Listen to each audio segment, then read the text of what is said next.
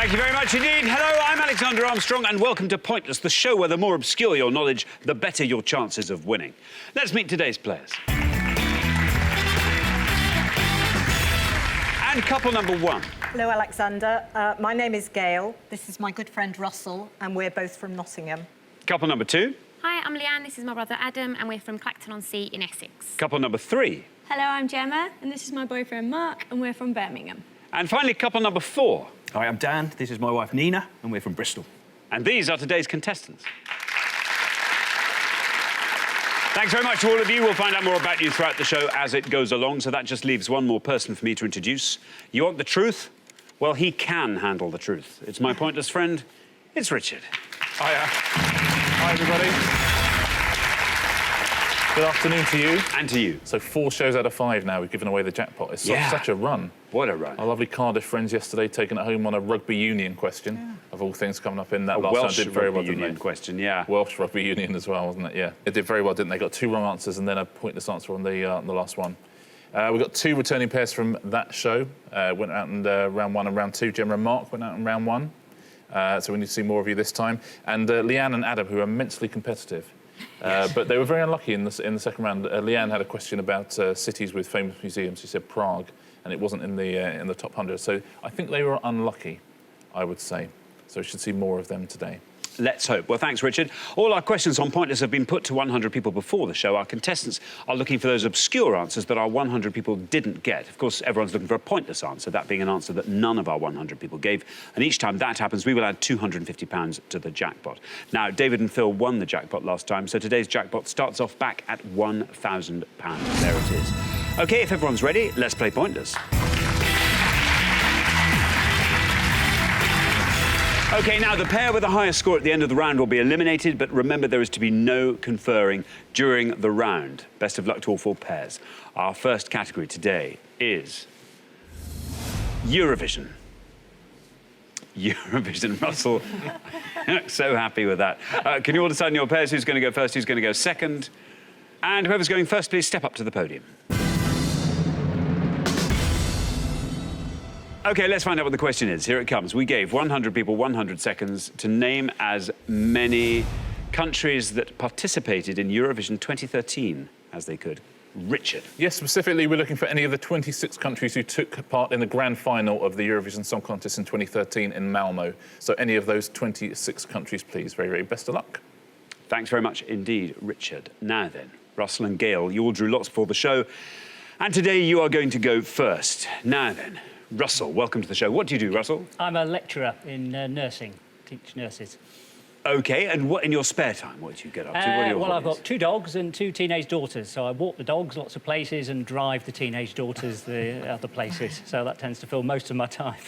OK, and how do you and Gail know each other? We were work colleagues. We both worked in the same school of nursing, and over a number of years we developed shared interest in football, and we used to do little staff pantomimes together. Not just Gail and I, but we were in staff pantomimes at Christmas, so we kind of got to know each other well through that.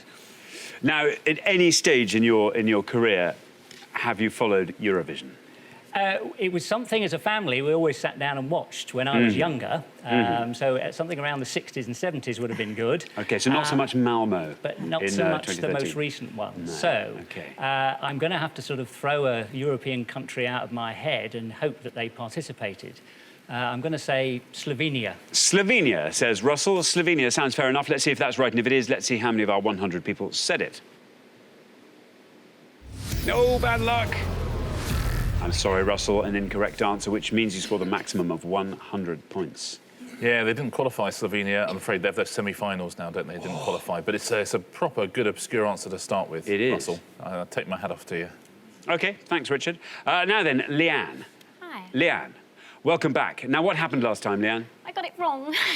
You did, Yes. but it was good wrong. It was the right kind of wrong. Well, I didn't go with my gut. I changed my mind. But actually, no, listen, I would have said Prague. I think Prague was a great answer.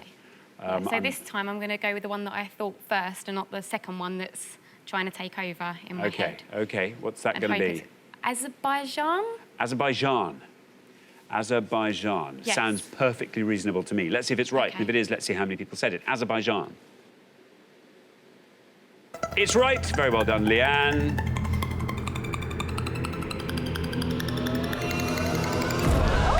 9. That's a great answer. Very well done. Yes, Azerbaijan came second, which arguably is the best place to finish because you've done very well, but you don't have to host it. Yeah. Which is perfect. Their record actually is extraordinary since they've joined in. They've never been lower than 8th. They're very impressive, Azerbaijan. If you're ever looking for an each-way bet on the Eurovision Song Contest, Azerbaijan. If you're ever looking for a band for a function, Azerbaijan, what a place to turn up, yeah. Well, you know, they know what they're doing, don't they? They certainly do. They certainly do. Richard, now then, Gemma. Hello. Gemma, welcome back. Thank you. And it was round 1 last time. Yes. Round 1, and that was our musicals round. Yeah, that's right. Mark gave us Fiddler on the Roof, an incorrect answer. Anyway, listen, Gemma, what do you do? I'm a physiotherapist. Do you see, because I've got this recurring problem with my hip. What do you think it is, Gemma? Definitely broken. Do you think? You think I'm joking? I'm really not. I'm in some pain here. Sit down and swap roles. Yeah, do you see? That's what it is. I need a... deep tissue massage. Do you want to sit down for a second? No, I'm all right. You sure? I'll take it. I'll do this bit. How hard can this be? You're all right. You sure? All right. Anyway, listen, I'll stop all this banging on, but I'll be on to you if it twinges. Gemma, Yes. Eurovision. Yes. Do you watch it? No. Because we've already had a wrong answer, I'm going to go with one that's hopefully relatively more safe and say Sweden. Sweden, says Gemma. Let's see if that's right, and if it is, let's see how many of our 100 people said Sweden.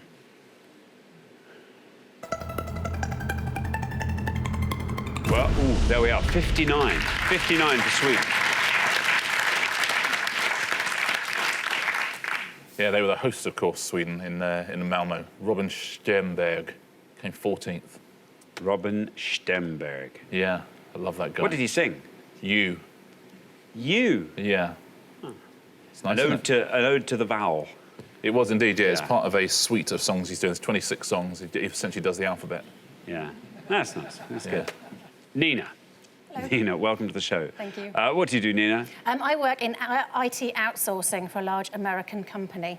Okay. And where do you do that outsourcing from? From home. From home? Yeah. Oh, very In nice. Bristol. Nice place Yeah. to be outsourcing. Yeah. And what do you do in your spare time? I like to keep fit. I like to run. I like to swing kettlebells about. And yeah. I'm just glad you got to the kettlebells there.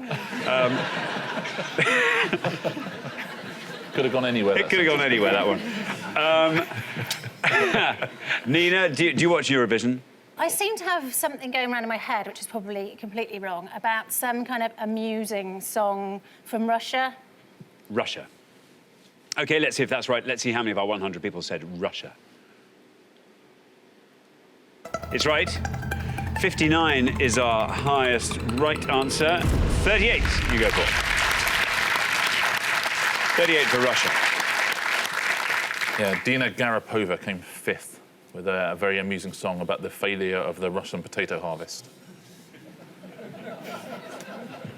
That's funny before I've even heard it. That's... Yeah, it wasn't really about that. No. It was called What If. Thank you very much.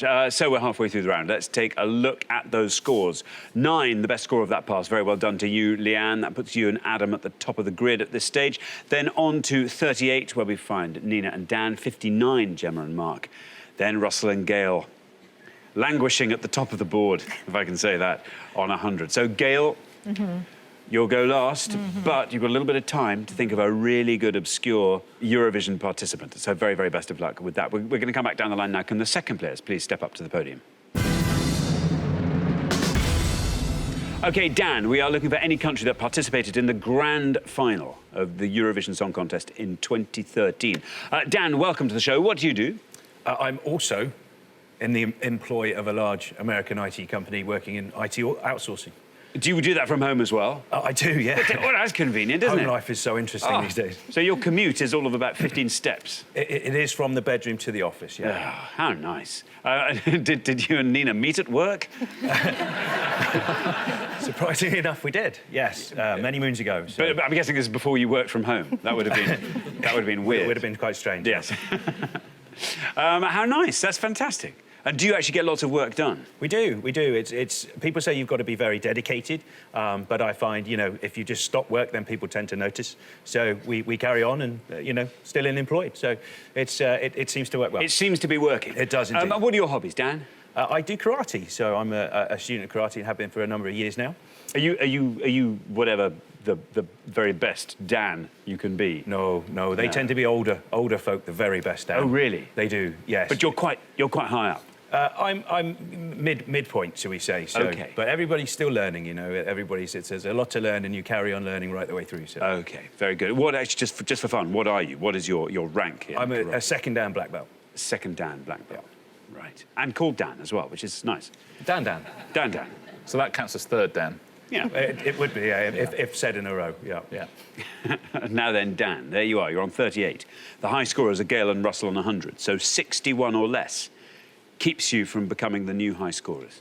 OK, looking back and trying to visualise the boards where we have the results kind of shown, and the ladies or gentlemen who come up and speak, Malta resonates with me from somewhere deep inside. So I'm hoping, yeah, Malta. Malta. There is your red line. If you get below that with Malta, you are through to round 2. Let's see how many of our 100 people said Malta. Is it right? It is right. Through you go. 23. 61 your total there, Dan. Well played, Dan. Yeah, Malta, La Malta. They came 8th with Tomorrow. So that's a real achievement.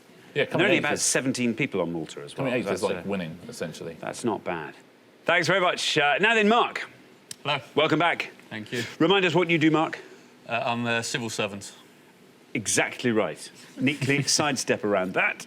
Remind us what you get up to when you're not being a civil servant. I play a lot of football, support Birmingham City.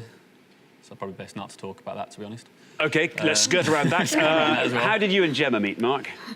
We met just randomly on the night out in Birmingham. I was out for a friend's birthday. Gemma was out with some of her friends from work.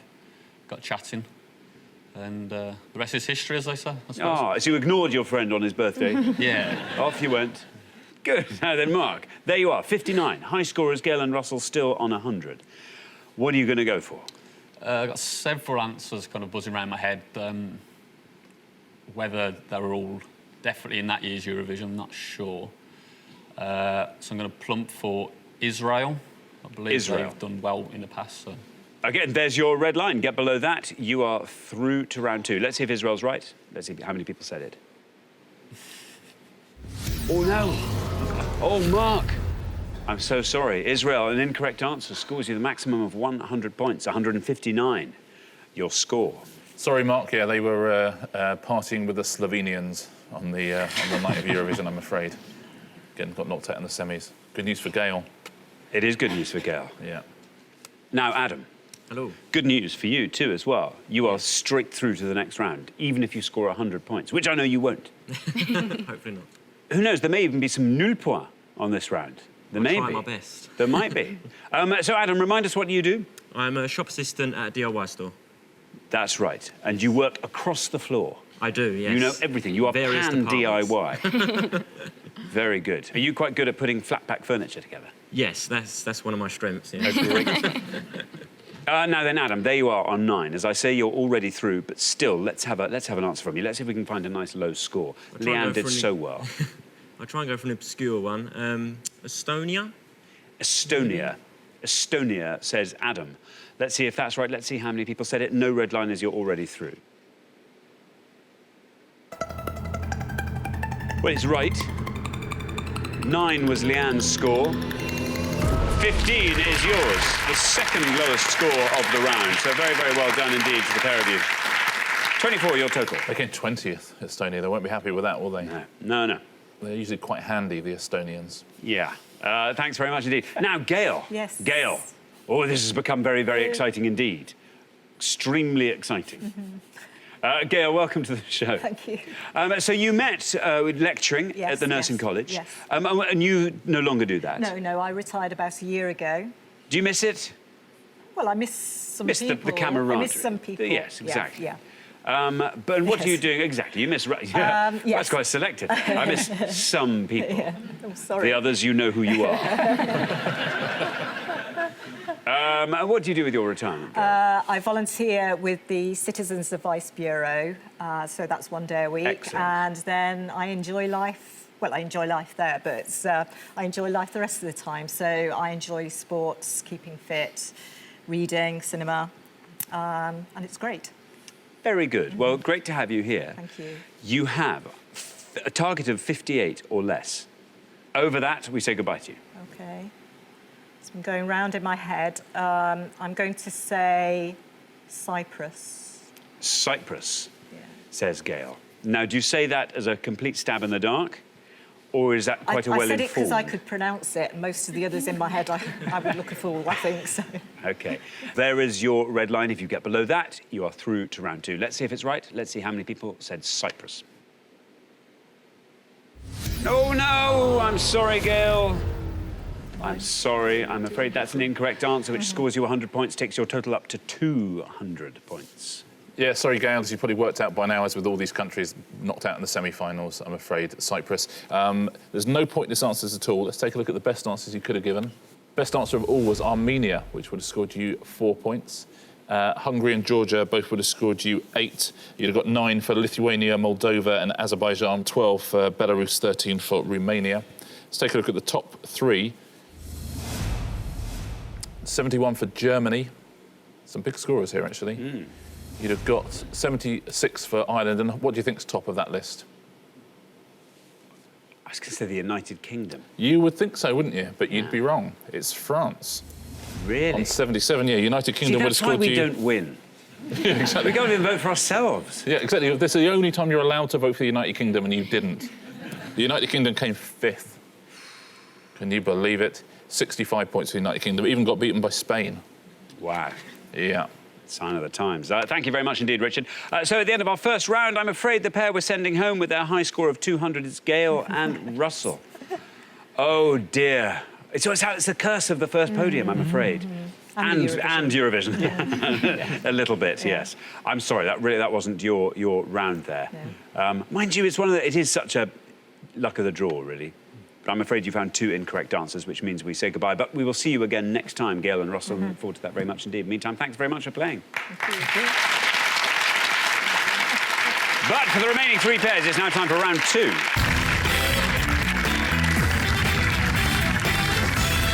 And so 3 pairs remain. Obviously, at the end of this round, we'll have to say goodbye to another pair in time for our head-to-head round.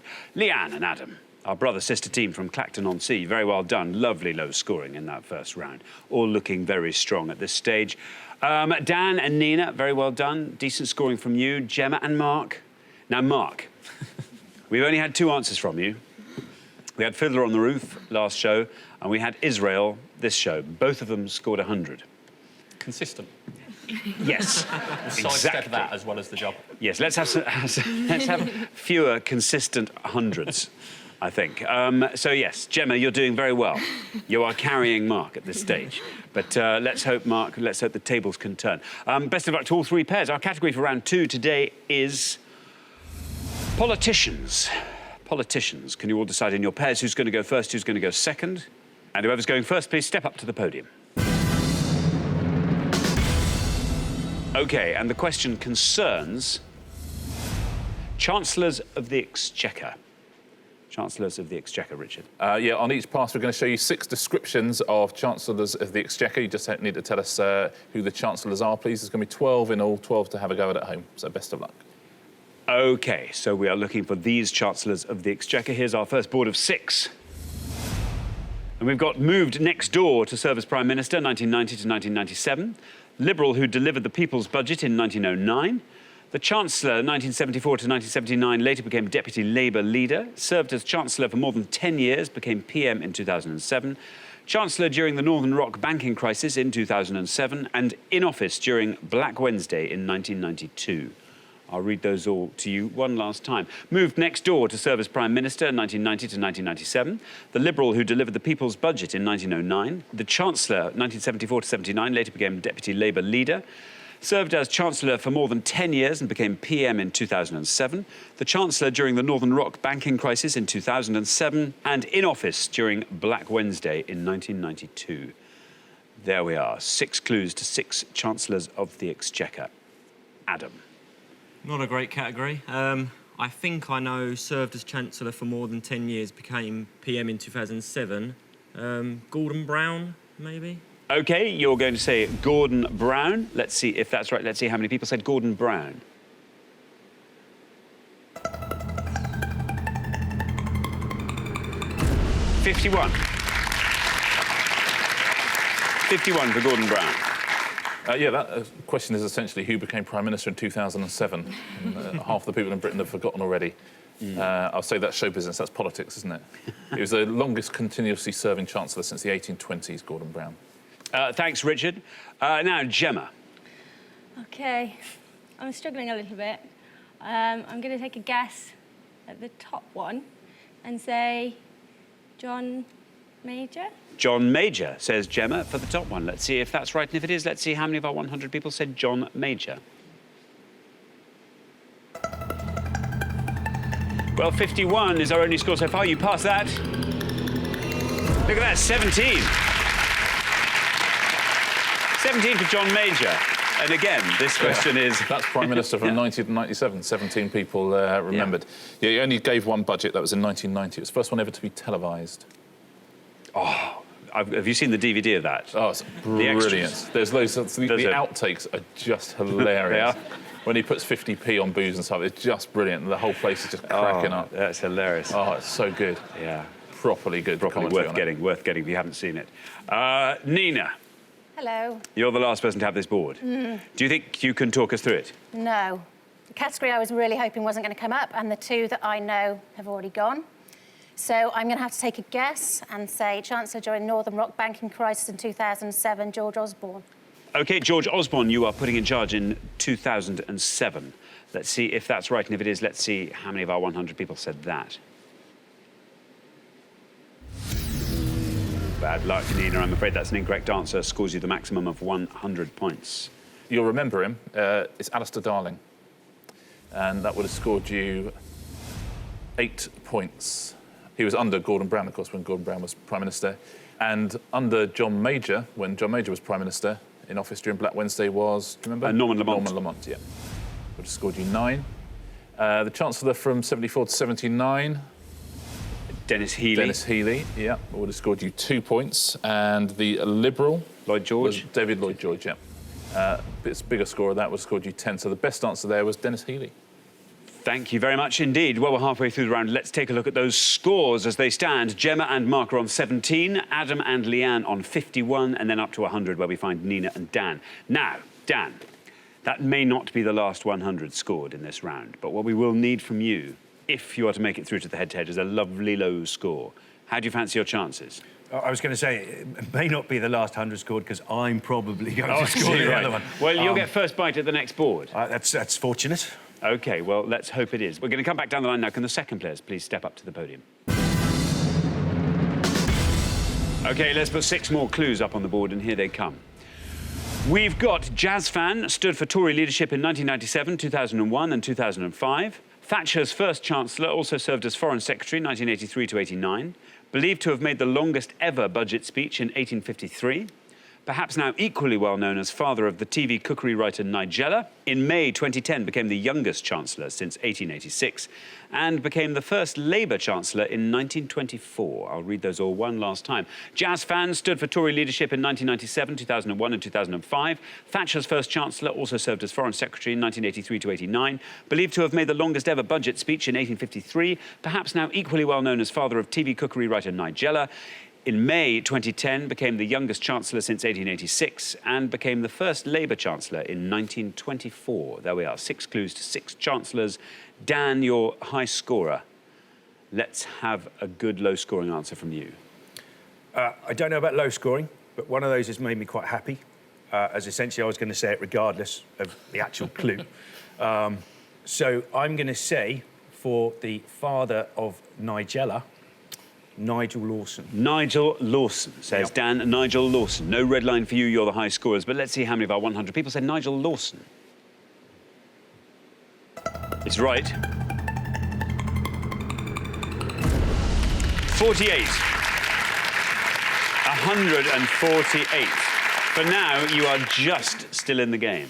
It goes to show being Nigella's dad scores you roughly the same as becoming Prime Minister in 2007. Thanks so much, Richard. Now then, Mark, you are into the head-to-head, even if you score 100 points. This is good news. I'm starting to think someone doesn't like me, you know. This is not another bad round. Can't even think of who is the Chancellor of the Exchequer from May 2010. George Osborne? Pretty sure OK, that's wrong. You're going to go for George Osborne, a bit of a punt on the Chancellor Exchequer, youngest since 1886. No red line for you, you're already through. But let's see how many of our 100 people said George Osborne. It's right. 34. 34 takes your total up to 51, but you were already through. Yeah, there he was, George Osborne, hiding away as Chancellor of the Exchequer. There's never been a female Chancellor of the Exchequer. It's about time. Thanks very much indeed. Now, 51, Leanne and Adam. That is your score. The high scorers are Dan and Nina on 148. If you can score 96 or less, you're in the head-to-head. Really bad. I'll take a guess. I don't even know if it's the right party or anything. David Cameron, I don't know. First one. That's really wrong, I know. OK, well, here comes your red line. There you are. It's nice and high. You just have to be right. David Cameron for that top one. Let's see if that's right. Let's see how many people said it. I'm afraid an incorrect answer scores you the maximum of 100 points. Takes your total up to 151. Sees Dan and Nina into the head-to-head. He is a Tory, though, so that's good. Oh, it is right. Oh, OK. He is, yeah, you know he's a Tory, right? He's our current Prime Minister. Yeah, it's... the jazz fan was... Ken Clark. Ken Clark, yeah, would have scored you 10 points. So Thatcher's first Chancellor? Geoffrey Howe. Good. Yeah. Phew, I was going to say Leon Britton, but not. No, he had that enormous hollow hair, which looked like he had something nesting in it. Would have scored you 5 points. Now, these other two are a bit tougher. The longest ever budget speech is Gladstone. Yeah, it's Gladstone. Would have scored you 3. And the best answer on the board, a terrific answer if you got this, became the first Labour Chancellor in 1924, was Philip Snowden. 1 point, so very well played if you got that. Thank you very much indeed. Well, at the end of our second round, I'm sorry to say it's Leanne and Adam who we have to send home, a high score of 151. I'm afraid politics, no one ever likes politics rounds, I know. But I'm afraid this is where we have to say goodbye. I'm sorry, Leanne and Adam. But it's been great having you on both shows. Thanks so much for playing. Thank you very much. Leanne and Adam. But for the remaining two pairs, it's now time for the head-to-head. Congratulations, Dan and Nina, Gemma and Mark. You're now one step closer to the final and a chance to play for our jackpot, which currently stands at £1,000. Now, we have to decide who's going to play for that money, and to do that, you are now going to go head-to-head. There's a difference, and that is that you are now allowed to confer before you give your answers, and the first pair to win 2 questions will be playing for that jackpot. Best of luck to both pairs. Let's play the head-to-head.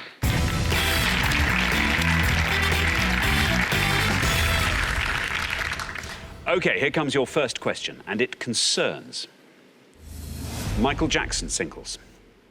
Michael Jackson That's singles. good. That gets us back on solid ground, I think. Yeah. We're going to give you 5 visual clues now to names of Michael Jackson UK top 40 singles. Can you work out which singles we're referring to here? We're going to give you the years they were hits as well.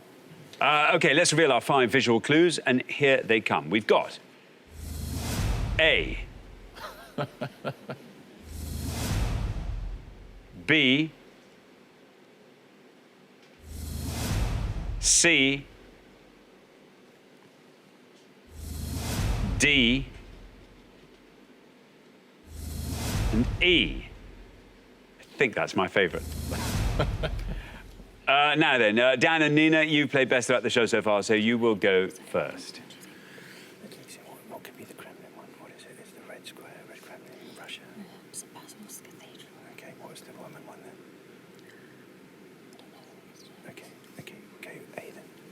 we're going to say A, go for 1983 and Beat It. Beat It, say Dan and Nina. Beat It. So, Gemma and Mark, the rest of the board is yours.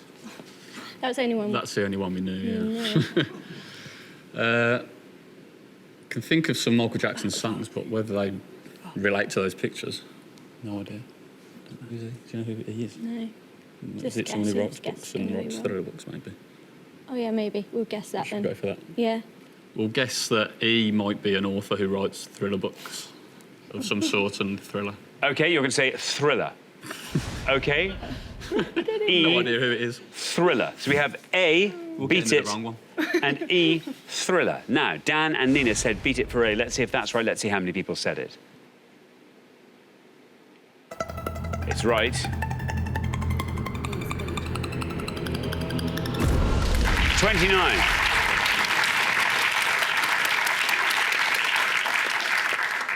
29. Now then, Gemma and Mark have said E is thriller.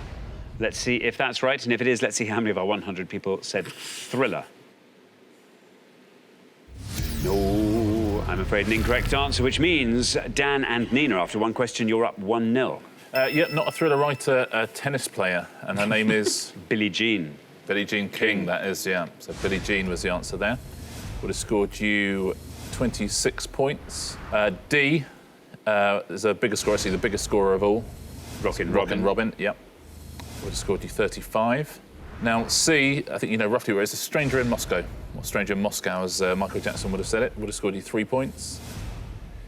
And the best answer on the board, it really depends on knowing that flag. Well, I mean, you can work it, if you think through all Michael Jackson songs, you can work out the one that has a country in it. But if you know that's the flag of Liberia, it's Liberian Girl. That would have scored you 2 points. Terrific answer if you got that at home. That's very well played. Thanks very much indeed. OK, here comes your second question. Gemma and Mark, you have to win this one to stay in the game. Best of luck. It concerns places on the Monopoly board.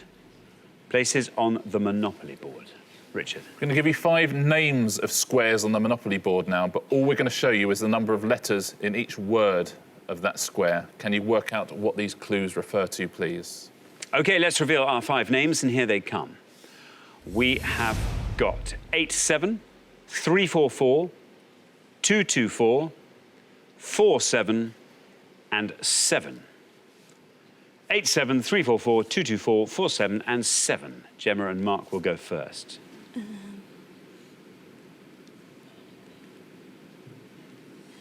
Seven is square, street. Yeah, okay. The second one, 344.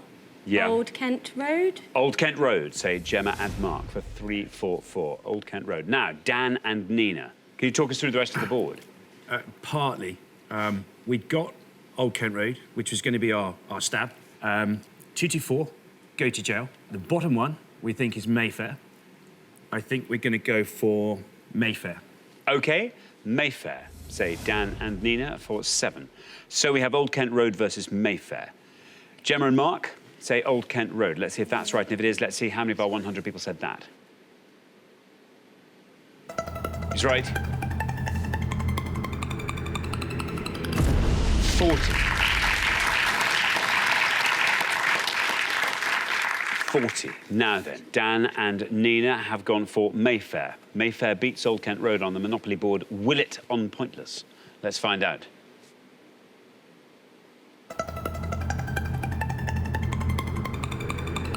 Yes, it will. Look at that, 35. Very well done indeed. Dan and Nina, after only 2 questions, you're straight through to the final 2-0. Well played, Dan and Nina. Yeah, they're most expensive and the least expensive squares on the board. They actually go to jail would have been a much better answer because would have scored you 13 points.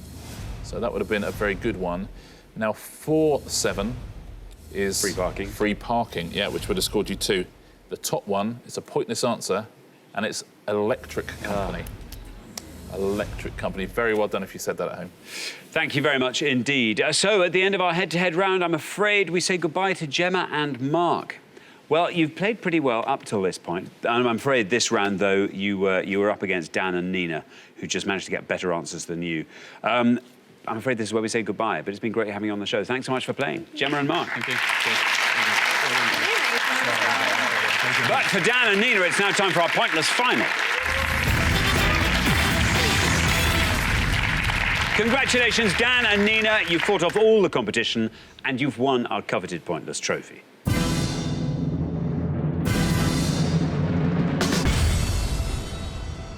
You now have a chance to win our pointless jackpot, and at the end of today's show, the jackpot stands at £1,000. Well, we've thrown Eurovision at you, we've thrown Chancellors at you, we've thrown Michael Jackson songs at you, and Monopoly, and here you are. Now, as always, you get to choose your category, and you have 4 options. Best of luck. Your 4 options are Roaring Twenties, Artists in the Tate's Collection, the Mercury Prize, Irish and Northern Irish sport. Mercury Prize may be a potential in terms of it's, again, broad enough to maybe kind of hide our abject ignorance. I think it's got to be that. I think it's got to be the Mercury Prize, please. OK, Mercury Prize it is. Richard. OK, very, very best of luck. I'm going to give you 3 options here. We're looking for the name of any album that has ever won the Mercury Prize. So the name of any album that's ever won the Mercury Prize. We're looking for any artist or band who were nominated in 2013. Or we are looking for any female solo nominee, so any female solo artist who's ever been nominated for the Mercury Award. So any album that's ever won, any artist or act who were nominated in 2013, or any female solo nominee throughout the whole history of the Mercury Prize. Very, very best of luck. Thanks very much indeed. OK, now, as always, you've got up to 1 minute to come up with 3 answers. And to win that jackpot, all you have to do is find 1 pointless answer among those 3.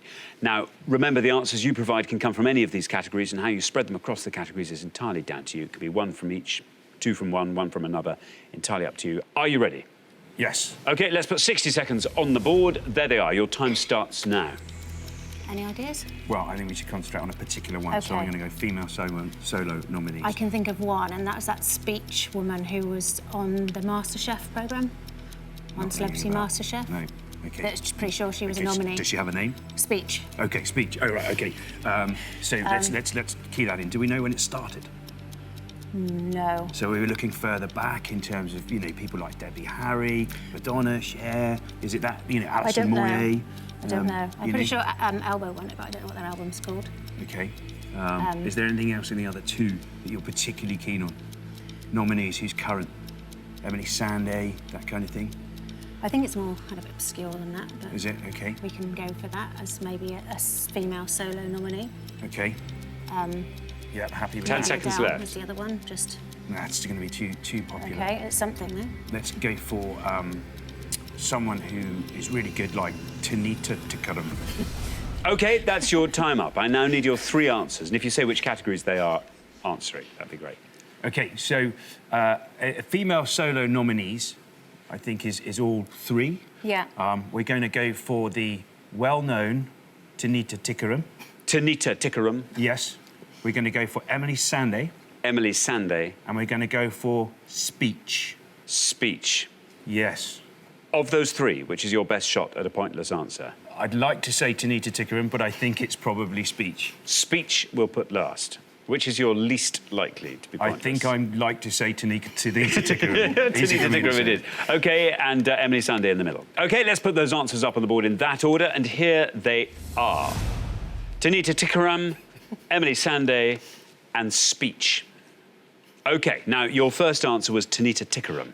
You were not entirely confident this was going to be... I'm going to be so pleased if it's right. A correct, or indeed a pointless answer. But remember, only one of these answers has to be pointless for you to win that jackpot of £1,000.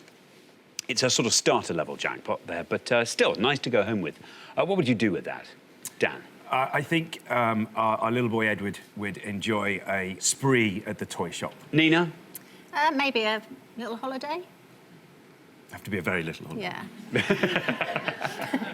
Well, best of luck. Tanita Tikaram. Obviously, it has to be correct. If it is, and if it is pointless, you will win the jackpot. So for £1,000, let's see how many people said Tanita Tikaram has been a female solo nominee at the Mercury Awards.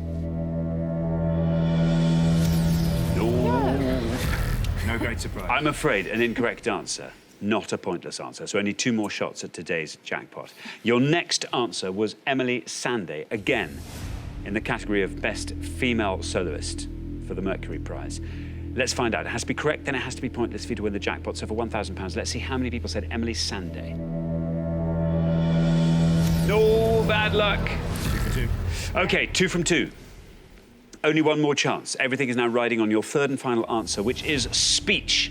That speech woman. That's what you said. Well, that speech person from Celebrity MasterChef. Yeah. OK, now, to win the jackpot, this has to be correct. It has to be pointless. For £1,000, let's see how many of our 100 people named speech as a female nominee for the Mercury Prize. Oh, no, I'm sorry. 3 perfectly good answers, but I'm afraid 3 incorrect answers for one reason or another. Unfortunately, you didn't manage to find that all-important pointless answer, which means you don't win today's jackpot of £1,000. That will roll over onto the next show. But we've really enjoyed having you on the show, and you've played fantastically well. And you get to take home a pointless trophy each, so very well done. Thank you. Yeah, I have to say that's an unlucky 300s as well, because all of those were good punts. They're all slightly wrong for different reasons. Tanita Tikaram had a couple of big hits with Good Tradition and Twisting My Sobriety, but it's after her time, I'm afraid. She was in the 80s. It started a bit later than that, but I suspect she would have been nominated at the time.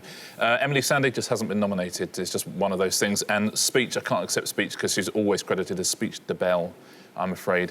Would have scored you 1 point if you had said Speech de Belle. She actually won it with speech therapy, which also would have scored 1 point. Now, let's take a look at the pointless answers in the different categories. Albums which have won the Mercury Award, Different Class by Pulp would have been a pointless answer. Franz Ferdinand by Franz Ferdinand. Let England Shake by PJ Harvey, her other album, also would have been a pointless answer. Arctic Monkeys, Whatever People Say I Am, That's What I'm Not. You knew that Elbow had won it. It's The Seldom Seen Kid is the name of that album. That would have been a pointless answer. Other pointless answers there: Myths of the Near Future by the Klaxons, Dummy by Portishead, XX by the XX. All of those were pointless answers as well. Let's take a look at the next category. These are 2013 nominees. John Hopkins, the brilliant John Hopkins, that's an album well worth getting, and Savages. They were the only pointless answers on that. David Bowie was the biggest scorer on that category. And female nominees, you could have had Dina Carroll, you could have had Jamelia, Joss Stone, you could have had Katie Tunstall. There's quite a few others on the list. You could have Bat for Lashes, Beth Orton would have been a pointless answer, Estelle, Catherine Williams. You could have had Kate Rusby, you could have had MIA. So all sorts of pointless answers on there. Very well done if you said any of those. Really, really unlucky to get 3 100s there. I think it does not representative of the answers, in my opinion. Thanks very much, Richard. Well, unfortunately, we have to say goodbye to you, Dan and Nina, but it's been great having you on the show. Thank you both so much for playing. Dan and Nina.